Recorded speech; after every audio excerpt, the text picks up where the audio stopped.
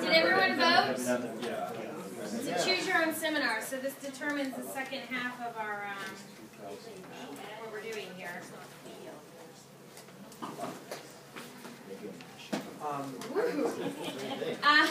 So I'm Brianna Firestone. I'm the Director of Marketing for the Denver Center Theater Company. And I'm Charlie Miller. I am the Co-Curator, along with Emily Cartwright, who's not here, of OffCenter, which you'll learn more about today. And no, please come in. Don't worry about it. Don't be shy. And the other part of my job, which I will not talk about, is that I'm the resident video designer for the Denver Center. So I wear multiple hats. Our question that we are going to answer today is, how do we attract people who go out but don't go to the theater? So that's really what this whole seminar is going to be focused on. Just to give you a setup on OffCenter, the Denver Center Theater Company, we are under the Denver Center for the Performing Arts. Our theater company is our producing company that we do 11 shows in a year with Kent Thompson as our producing artistic director.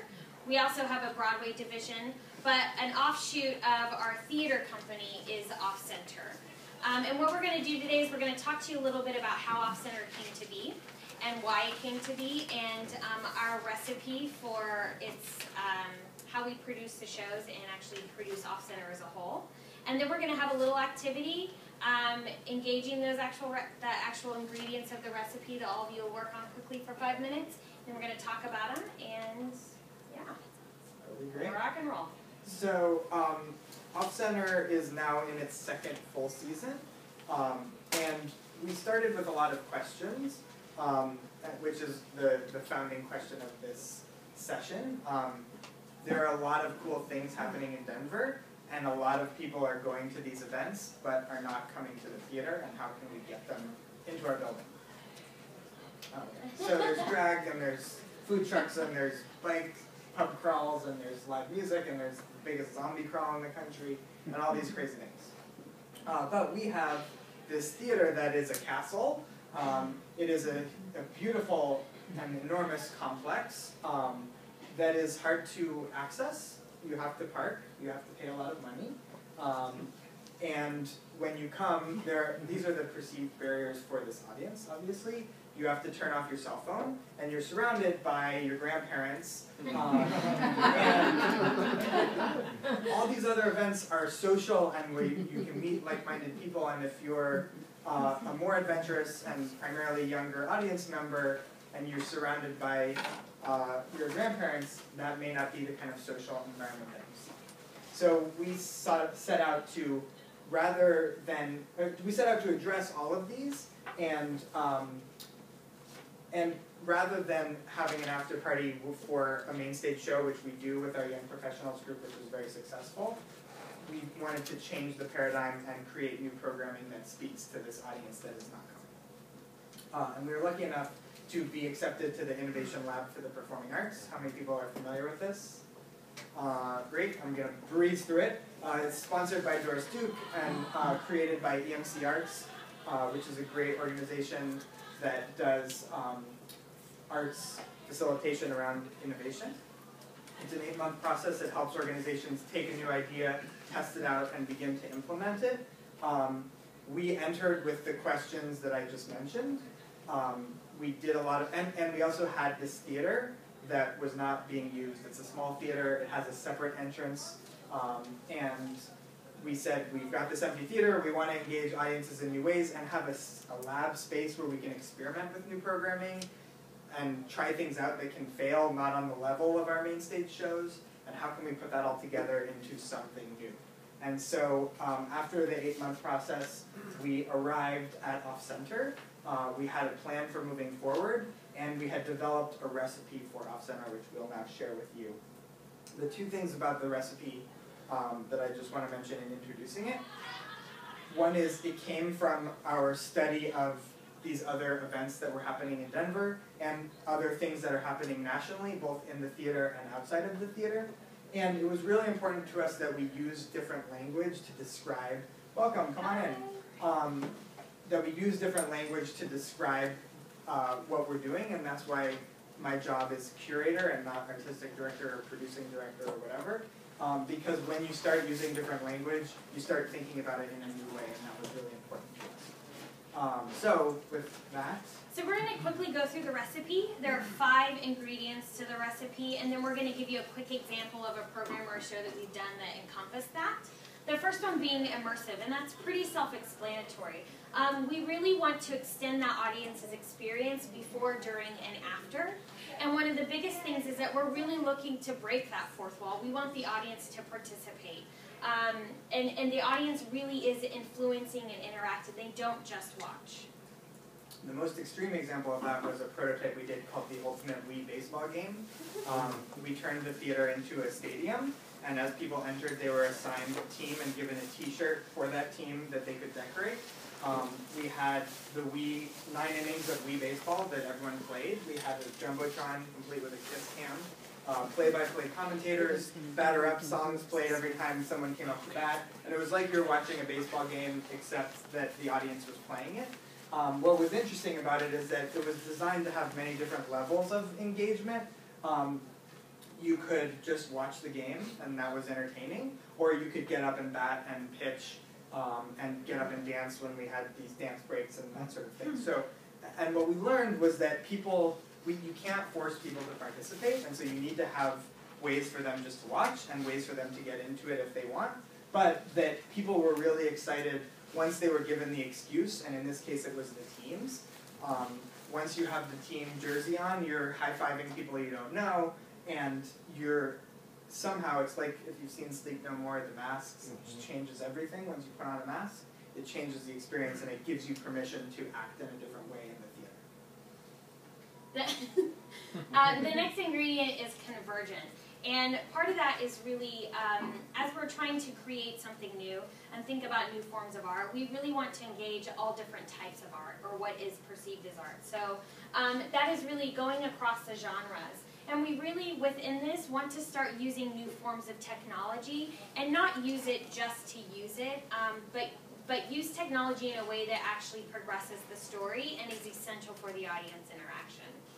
So an example of that is we did a show called Hip Hop Jambalaya, which was a celebration of local hip hop culture. We had a DJ, an MC, a dance crew, we commissioned a graffiti artist, and we put it all together in this celebration of the Denver hip hop culture, and a kind of look at the different elements of hip hop culture. These artists would never have had a place in our regular traditional programming, and so it was a new way, and we brought all these people together who didn't know each other and created a show with them. And there was video and there was other technology involved, but that was focused on bringing together these different art forms and creating a show with a bunch of collaborators. Connective, I think that's something that's been a through line that we've all been talking about these last couple of days, and that is really engaging with our local community and our local artists. And as Charlie said, oftentimes there's so many great forms of art, but they don't have a place. They don't have a place to actually express themselves, and so OffCenter was a way for them to actually be able to do that. But part of this really is that we wanted to create a community and like a social hub in Denver. And so the way we think about it is more of like Cheers or your local neighborhood bar. You're not going there. You're going there because you enjoy the people you're around. You like being there. It's a good atmosphere. You're not only going because it's bingo night or Trivial Pursuit night. So for us, it's more if people are willing to just come when we're having a show because they like being there and it's fun and they're willing to take that journey with us. An example of connective is Drag Machine, which was a show we did this past November. It's a drag queen time machine where Captain Shirley Delta Blow takes you on through the history of drag. And what was interesting about this show is that we cast all these drag queens who had followings, and that was part of our marketing strategy because they brought their people. And so it was a great show for fans of drag because we threw all of our tricks at it, and it was kind of a drag show done even bigger than it's normally done. But then it was also very accessible for people who didn't know anything about drag, and it was a great introduction to drag and the gay rights movement, but also a very entertaining show. So it was an interesting mix of these drag aficionados and people who'd never seen it before. most large companies and corporations have huge budgets for their R&D, for their research and development, but something that theaters often don't have is that budget for research and development. So as we're creating this lab, it has to be inventive. There has to be some element to that where we're discovering new things. And so really, inventiveness is huge. It's a big part of it. And part of creating the OffCenter brand, and I was talking to someone about this in the last session, is that it does separate us from the overall arching brand, because I would say Drag Machine is not a normal production that we would put on our main stage show. So this kind of separates us a little bit. It takes the pressure off. It gives us a safe place to try new things and that we can fail because the risk is not high. And then part of this too is we really want to create new performances and events that push the definition of what theater is. And so we're putting together things that are, I don't want to say multimedia, but... and stuff that is not necessarily new to the field or new to the world, but it's new to the Denver Center and it's new to Denver. And so that's sort of the realm in which we're working. And hopefully we'll discover something that will be new to the world. But it's hard to find something that's new to the world. Pretty much. So an example of our test kitchen is a show we did called Square of Ice, which happened at the same time as Ring of Fire, which was on our main stage. Square of Ice is the opposite of Ring of Fire. And it was a battle of the bands Johnny Cash style. So we had all sorts of local artists, slam poets, musicians, ice carvers, ballerinas, improv artists do their take on Johnny Cash, and they competed for money. Within that framework, we were experimenting with some very specific things. We did live voting to determine the winners. We did a live Twitter stream between each act. So there was a conversation projected on the side screens, and people were commenting, and then the host was reading it. And so now that we've tried both of those things and sort of perfected them on our scale, when we've needed a live Twitter stream for another event in the larger organization, we've got it ready to go and we know how it works and we've worked out the kinks. Other things we were testing in this was how late would people come to a show. It started at 10:30, and we found out that not that many people wanted to stay out that late, particularly because we are not surrounded by bars. We're a destination, and so if you could go to the bar next door and then come over at 10:30, maybe would work, but in this case, it didn't. We had a decent turnout, but it wasn't what we had wanted, and we attributed that to the time. We also spread it over 2 nights, and afterwards realized that that wasn't a great idea. We could have done it all in one night, and it would have been more successful. So with everything we do, we identify things that we're trying to learn, and then we evaluate them and are always reflecting on what we're doing and creating opportunities to learn across the organization in all departments. The last element is now, and that's pretty self-explanatory. We live in a very fast-paced digital age where the news is often up on Twitter before it even hits a newspaper or a TV station. And so now gives us the capacity to be really spontaneous with our programming, so that we can actually produce something and put it on stage that is very relevant to that moment in that time. And also, this is really, now for us, reminds us to be centered around young artists. I would say our patrons, originally our patrons, we were focused on young people, but it has proven that they're not all super young. And so now we focus our patron outreach on just adventurous people.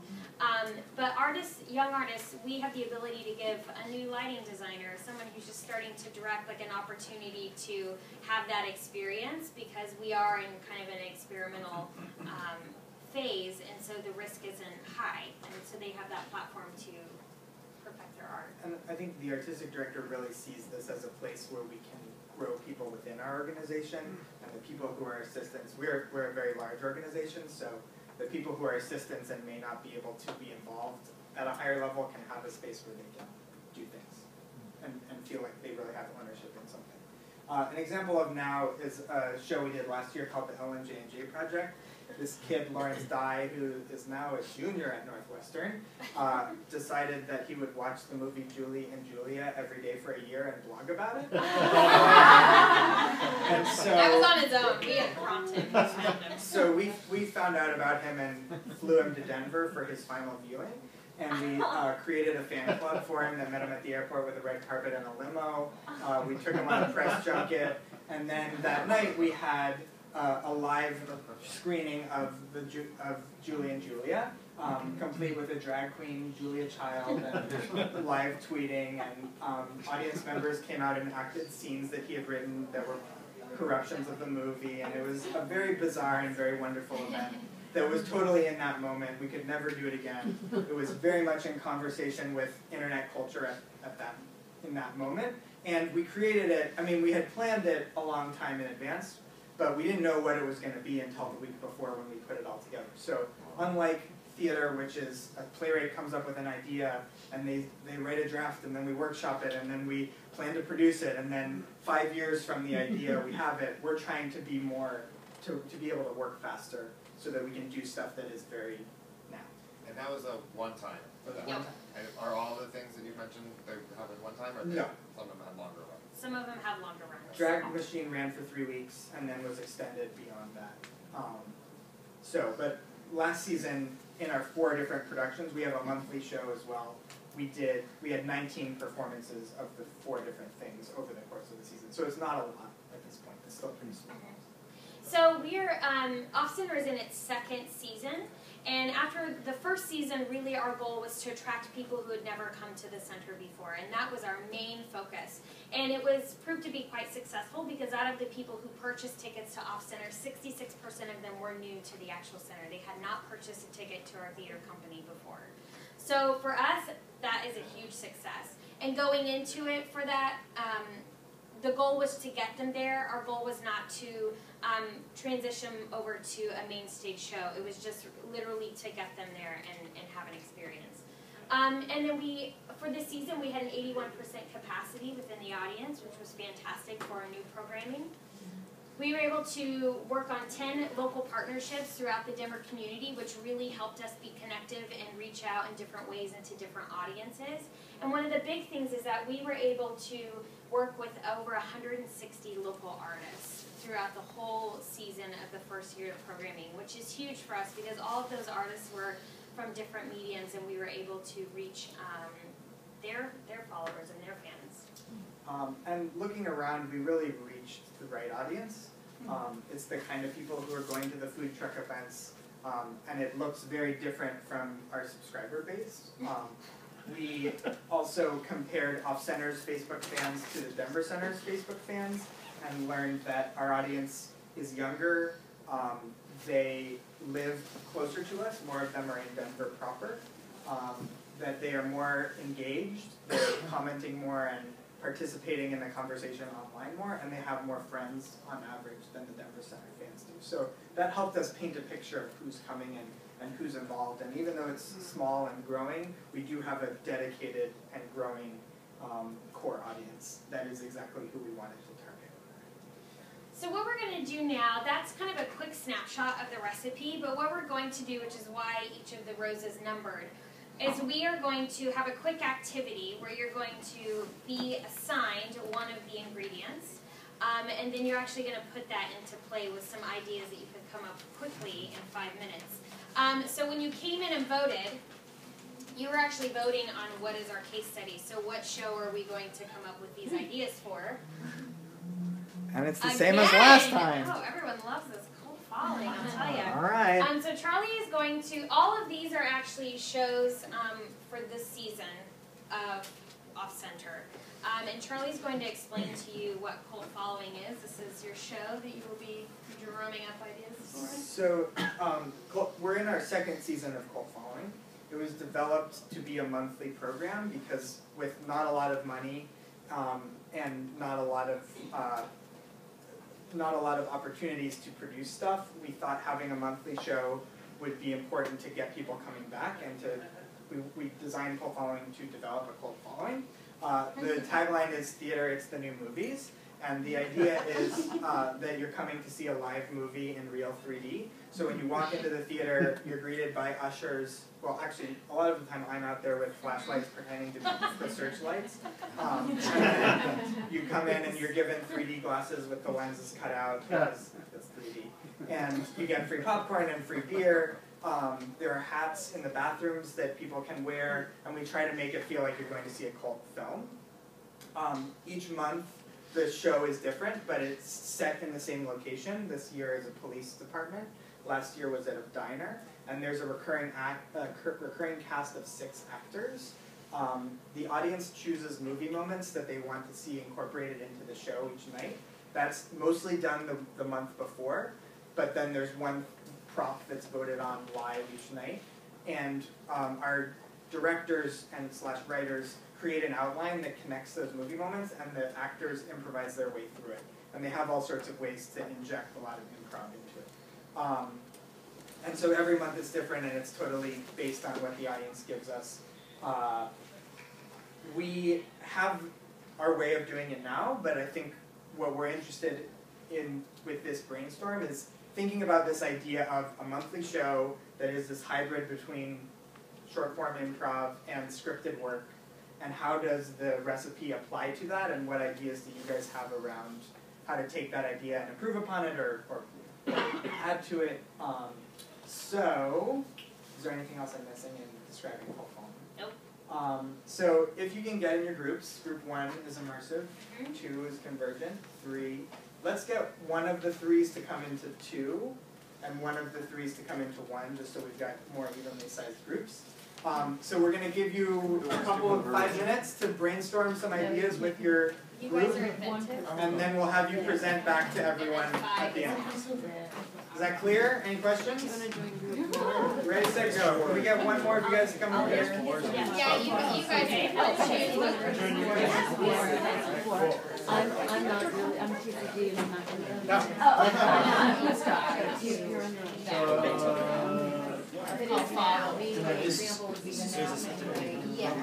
What does that mean? I have no idea. So can you flesh out just a tiny bit? Absolutely. Of what So, you're trying to do? I think the big question for us connected for Cult Film is how do you get people to keep coming back and build a community around and maybe not, I don't know, not any obvious thing, but I don't know what's on there. So we know there's an improv that you described it to us because it features every month. It's connected with each other online, but it's sticky. Yeah, how do you make it something that you want to do? Is that, how does the programming encourage that? I think one of the How questions does you the can ask ticketing yourself structure is what encourage links each that? of these I think elements in all together different to areas. be relevant. So is that description of what you want? It's good.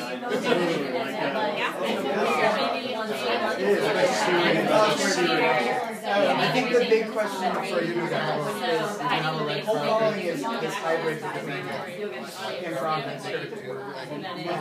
Those are 2 of the main forms that we're playing with, but what other media or what other forms should be incorporated into that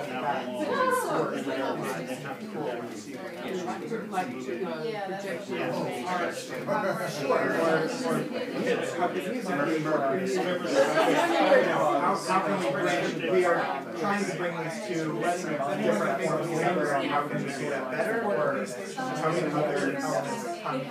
Whatever it is. I know that's terrible, Could there be some sort of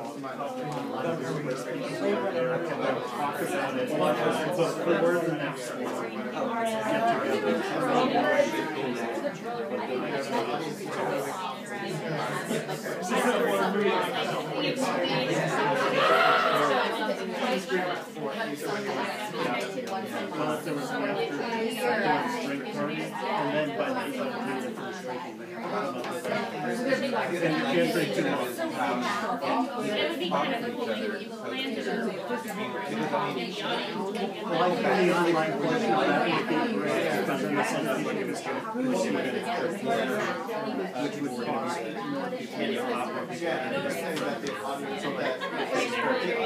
it. different, like they talk to each other and like For an example, they gave.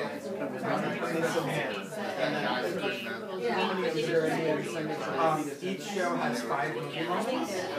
3 are selected by the audience, 1 is against picks, and 1 is live crop choice. The other 4 are Because I'm big like that. don't get bogged down in that. Actually, they are actually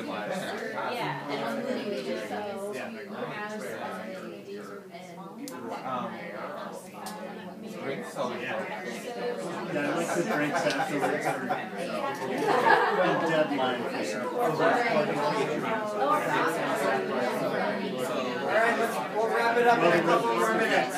So let the good ideas come to the top and get ready to share. Yeah. Award ceremony wrap party.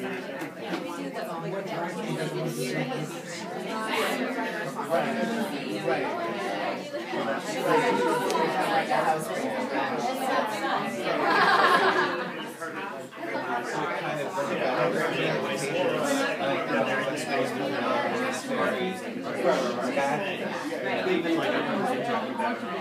People making their own t-shirts. So if at the end of each one you have like some cardboard you're like, oh, star, whatever it is,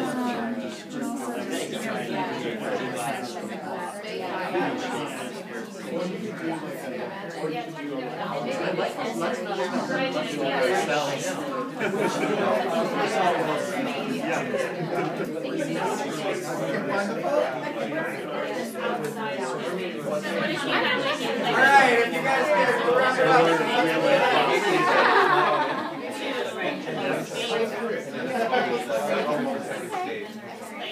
Alright, thank you all. So now we're going to just go around the room and share, share your top 1 or 2 ideas that kind of popped up.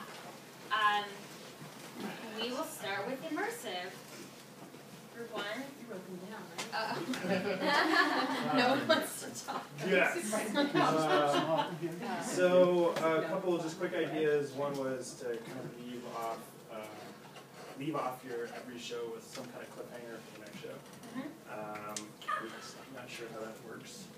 Yeah, we were just thinking about how to engage afterwards, and if there was some way to keep people engaged, and perhaps, since it seems to be like a serial, if they can provide feedback in between episodes that would perhaps affect the next episode in some way. Cool.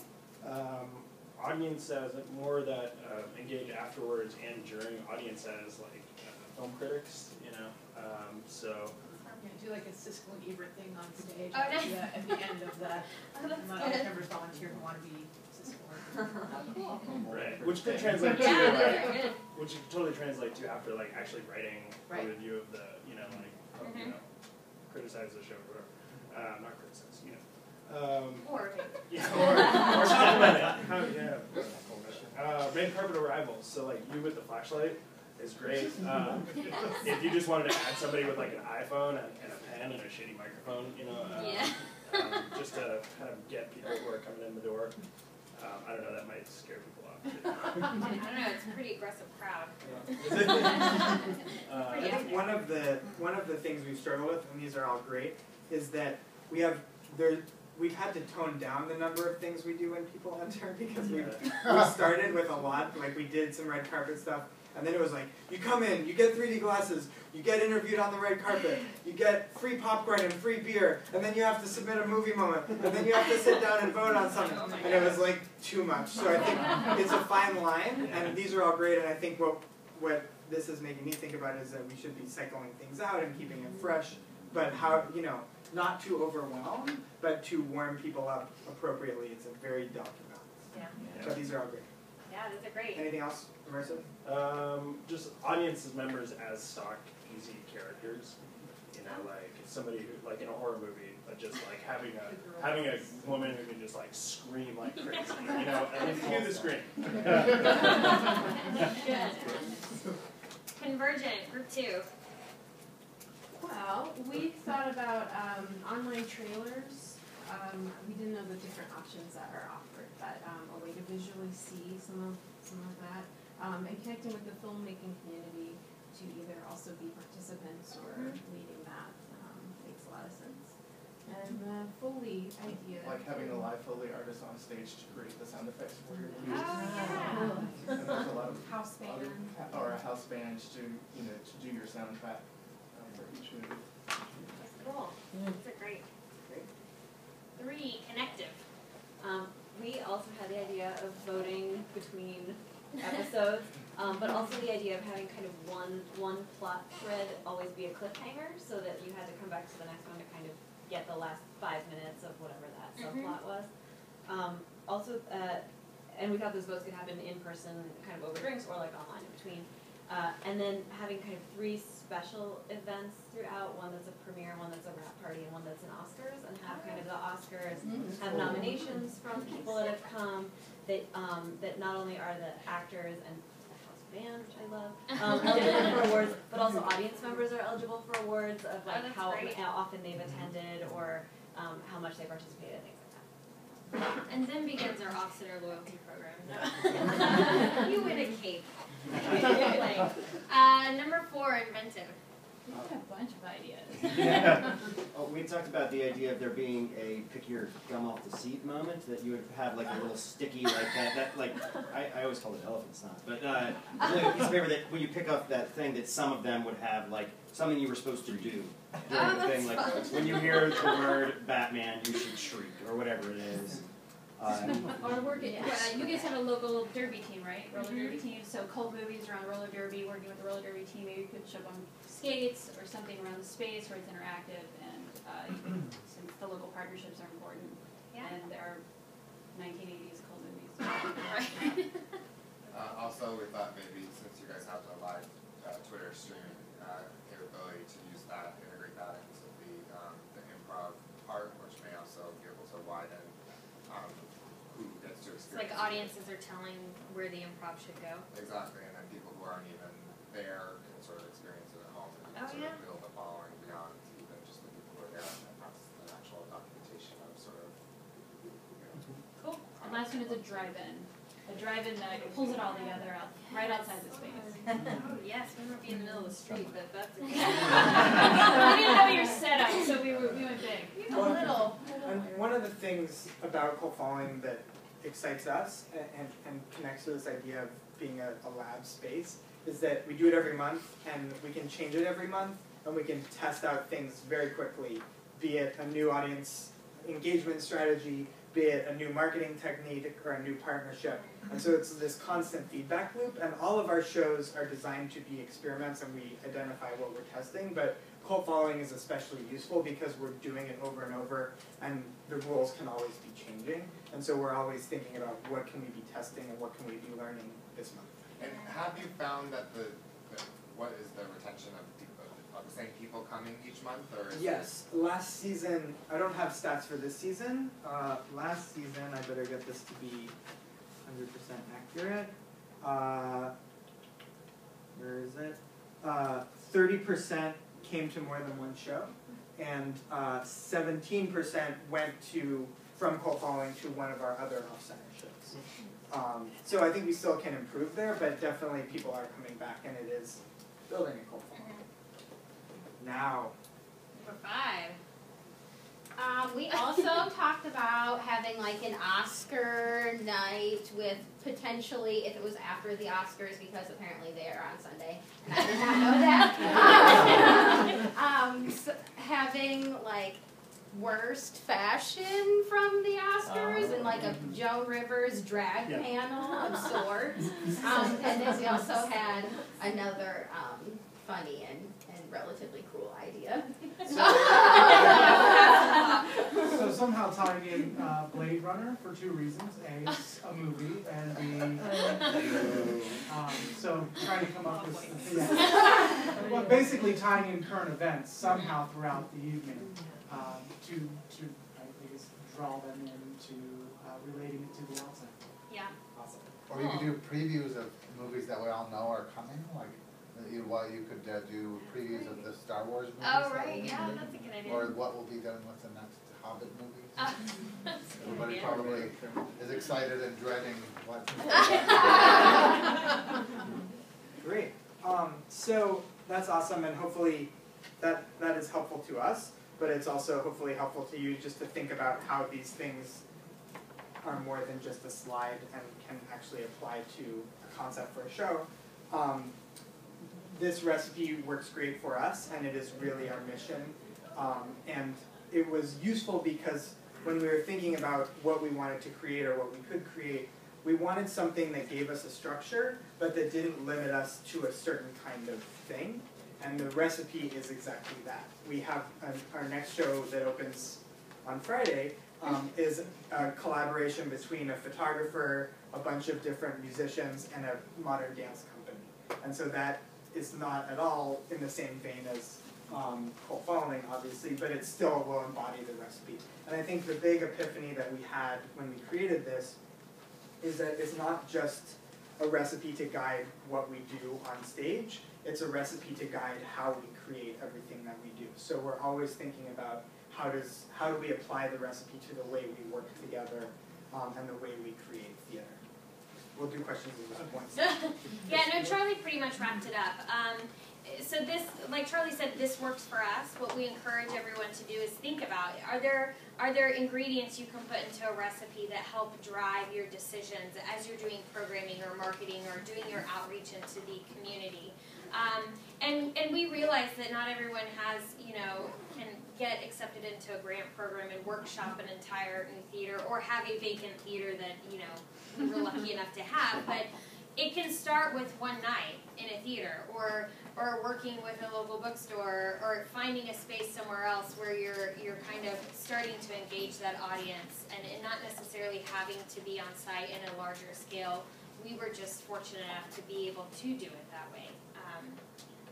So yeah. We have time for a couple questions. Sorry. So with these artists that you have that are collaborating, like the front and all that stuff, how did you find them, and how do you pair them together to create? If they've never met before, how do you bring them together to make this? Well, the show that's coming up is called Audio Kicks, and this was my co-curator Emily and my concept was that we would bring all these different artists together and see what happens. So we found all of them individually and have since connected them, but they've been working in isolation. The photographer did a series of photographs around a subject of her choice, and she chose shoes, which we liked because it connected to dance. So she did all of these portraits of shoes and kind of the stories behind them. And then we chose our 10 favorites and gave them to 10 different audio artists who created a piece of music inspired by the photograph. And then we gave the 10 photographs and the 10 pieces of music to the dance company that's creating an evening of dance with the 10 photographs showing the whole time and then the piece of music.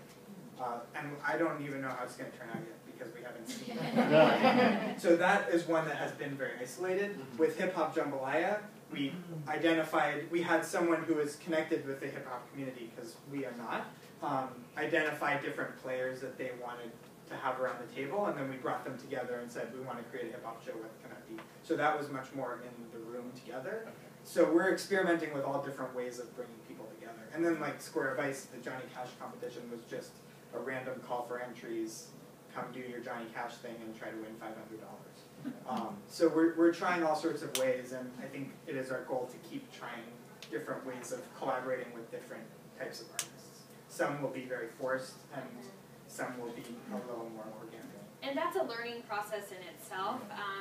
A lot of our, for Hip Hop Jambalaya, they weren't used to having a rehearsal period, so there's a learning curve that happens as you're working with all these different artistic outlets. That is great and beneficial because should that ever come up, or a main stage or something else, it's helpful that OffCenter has already kind of navigated that and has worked around it a little bit, and so that's really helpful for the organization as a whole. How involved is the artistic team from Denver Center in all this? Are they really hands-off? Do they get in your way? Do you have to get their approval to do things you want to do? So we were very lucky in that the leadership said, this is important, and you should do it, and then Kent, the artistic director, gave me and Emily the keys to the car and said, make it happen, which is awesome. But, and he's been incredibly supportive and fairly hands-off, but there when we need him. And I think it's been his goal that this, I mean, originally this was very much about young audiences, and we're doing that, but we don't like talking about young audiences because our audience is more diverse than that. But his idea was this has got to be by young people for young people. And our team that developed OffCenter with Kent as part of the Innovation Lab, almost everyone was between 25 and 35. So it has the support, but it also has the distance to do what we want to do, which is awesome. Yeah. In the long run, do you have it in the back of your mind that you want to take this new audience and have them cross over into other things going on at the center, or do you not particularly care? A little of both. I think it's unrealistic to think that they're going to cross over to things that they're not going to be interested in. Sure. But we have a pretty great new play program, and we're commissioning new work that a lot of which is not that interesting to our older audience. And so we're starting to build an audience that is interested in that work, and when we see a crossover that fits, we will absolutely do that. And I think one of the outcomes of this is that the stuff we do is going to start affecting the stuff that happens on the main stages, be it the content of the show or the way that we curate the experience of coming to the show. And so those things will translate whether the direct audiences come or not. We're not sure. And you know, I think one of the big lessons in this is that innovation is a moving target, and you don't know. I mean, we set out in one direction, and then we evaluate where we are, and maybe we decide to go in a slightly different direction, and that's going to be the process that we continue going on. So it's really hard to see where it's going to end up in 10 years. We still haven't figured out where we're going next year.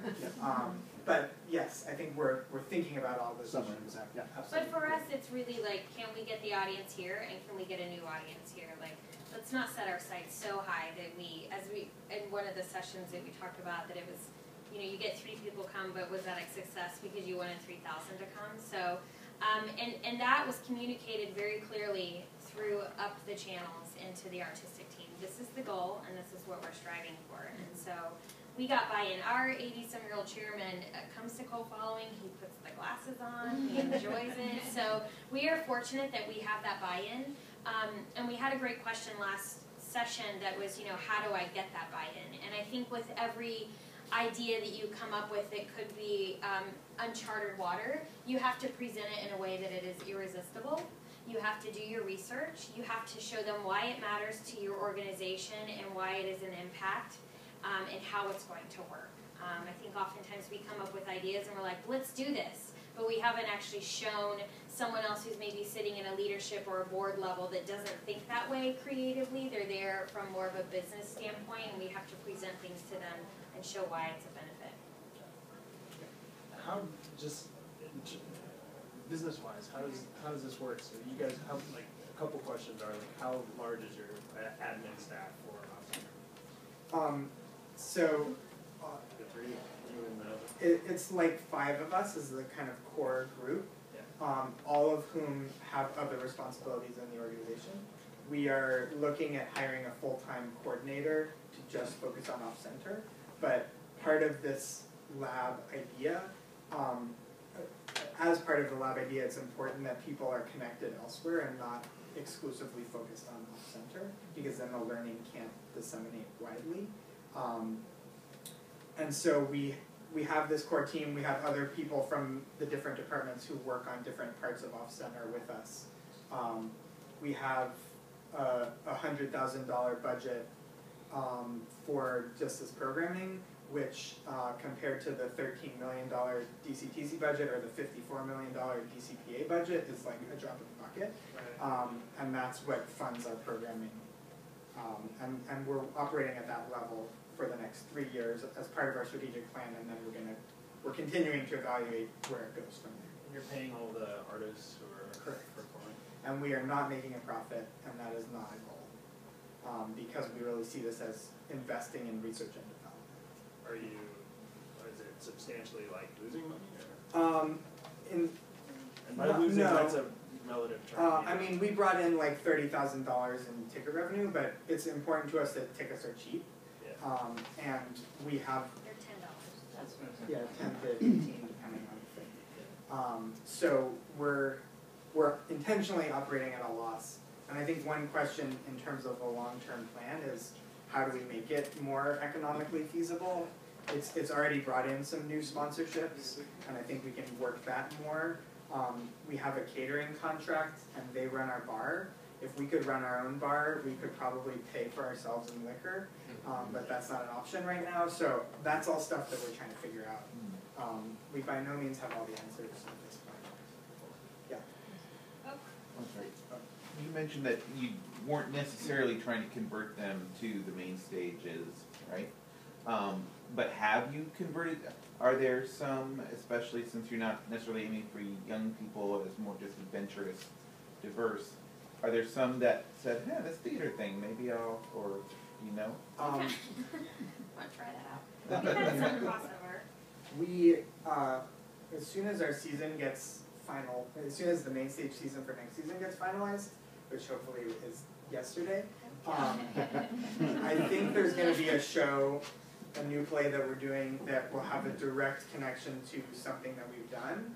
And so I think that will be the first big test and our big opportunity to apply what we learned with that show that may or may not involve drag queens. And then to see how we deal with people. So that has yet to be decided.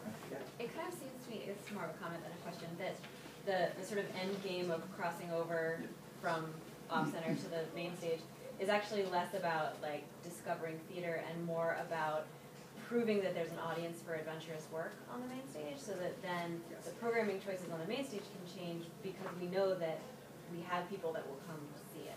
Absolutely. And we talk a lot about diversifying the ecology of offerings of the Denver Center. That it's good in and of itself because it's a new thing that we can offer for different people. And once that group grows, then we can think about doing something more adventurous on a bigger stage. And we know we've got the core that would be interesting. And on a marketing level, I can try experimental things with OffCenter that I can't necessarily try for my main theater season because it's too risky for me to try it. And for me, thinking on a marketing side, it's too risky financially for me to try some things. So like with that live Twitter feed's a prime example. They perfected it, and we did a one-night reading of 8 the Play, and we were able to do live Twitter feeds and kind of see that, you know, have that connected audience reaction to that reading. And so it's like Charlie said before, it is more than just about the programming, and yes, proving that we do have an audience that is wanting more adventurous things, but it's also about trying other aspects of our business in a low-risk area that we can move over into the main. And in that way, OffCenter is going to continue to change. I mean, what we're doing now will probably look very different a couple of years from now because the needs and the things we want to test will be different. Yeah? The innovation program looks really incredible, but also a daunting time commitment. Can you give me a sense like how far along you were in your planning of this project before you went and how critical it was to really crafting the whole program? I am an evangelist for that program because it made this happen. We started with this half-baked idea of we've got a theater, we need to reach people in new ways, we want to do different kinds of programming, and through that 8-month process, which involved 3 big meetings over 3 months at the beginning, they were like half a day, a lot of thinking and research in between, a 1-week retreat with our whole team, and that was critical. That's when we developed the recipe, because it was uninterrupted time to think about the event, and then money and time to prototype our ideas and test them out on a small scale. And what we've ended up doing is sort of taking that innovation lab model and putting it inside of our organization in the form of OffCenter. So yes, it's time consuming, but I believe very strongly in their method, and I think even if you don't have the grant, you can read about their method on their blog, artsforward.org. Arts FWD. They've got a lot of great resources, and you can do it in your organization without, you know, without being a part of the lab. And it works. It does work, but it is a big time commitment, and it's a big commitment to step back from business as usual and the many things that bother us and occupy our minds every day to think about the bigger picture. But in order to take something that is new like this and get it off the ground, it's really essential that you dedicate that time and those resources. That's it. We've got brochures if you want them. And we'll stick around if you have questions, and there's some housekeeping. Housekeeping announcements. from TCG. If you have a clinic or a Ping Chong form, please give it to me now. If we don't have your Ping Chong form, then we will release your seat to someone else on the wait list. This is your last call. Please join us at the reception at the Art and Theater. It's located at 40 North 2nd Street. You walk east on Chestnut towards the Sheraton and turn left on 2nd. You have a map in your packet. Delicious, heavy appetizers will be served with drink. Follow me there. If you're interested in a show, visit the phillyfunguide.com for a comprehensive list of entertainment options in the city. We will be starting here at the Chemical Heritage Foundation tomorrow morning at